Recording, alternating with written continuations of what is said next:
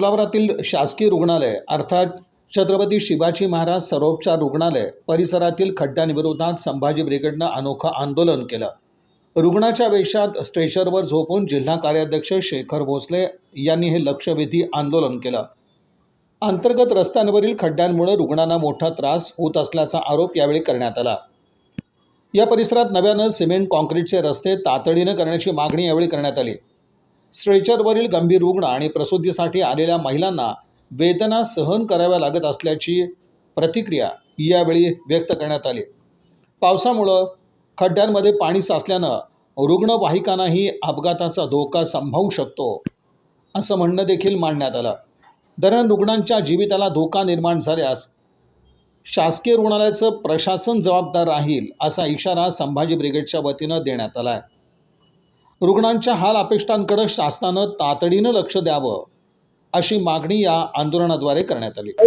जय जिजाऊ जय शिवराय। या छत्रपती शिवाजी महाराज रुग्णालय या रुग्णालयामध्ये ग्रामीण भागातील प्रत्येक सोलापूर जिल्ह्यातील गोरगरीब जनता एक चांगला शासकीय उपचार मिळेल म्हणून या रुग्णालयामध्ये आशेने येऊन ऍडमिट होतात। त्यांच्या सोयी सुविधा होत नाहीत, पिण्याची पाण्याची व्यवस्था नाही, इथं आंघोळीची पाण्याची व्यवस्था नाही, राहण्याची व्यवस्था नाही।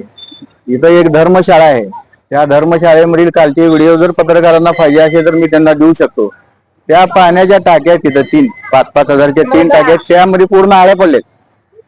तशा पाण्याने इथले लोक आंघोळ करतात। जी बाहेर गावून तालुक्याचे लोक गोरगरीब उपचारासाठी जे येतात त्यांची आजच्या आंदोलनाचा विषय असा की स्ट्रेचरवरून नेताना जे वॉर्ड बाय येत नाहीत, आम्हाला स्वतःला न्यायला लागतं आणि रस्ते पण खराब आहेत। पूर्ण जे ऍक्सिडेंट झालेले पेशंट वगैरे सगळे येते, रस्ते गोष्टी काही नाही आहे पूर्ण सिव्हिल हॉस्पिटलमध्ये। त्याच्यामुळे आम्ही संभाजी ब्रिगेड तर्फे आज आंदोलन घेतलेलं आहे। जर लवकरात लवकर जे सोयी सुविधा नाही करण्यात आल्या तर आम्ही उपोषणाचा मार्ग अवलंबू संभाजी ब्रिगेड तर्फे। एवढंच बोलून 2 शब्द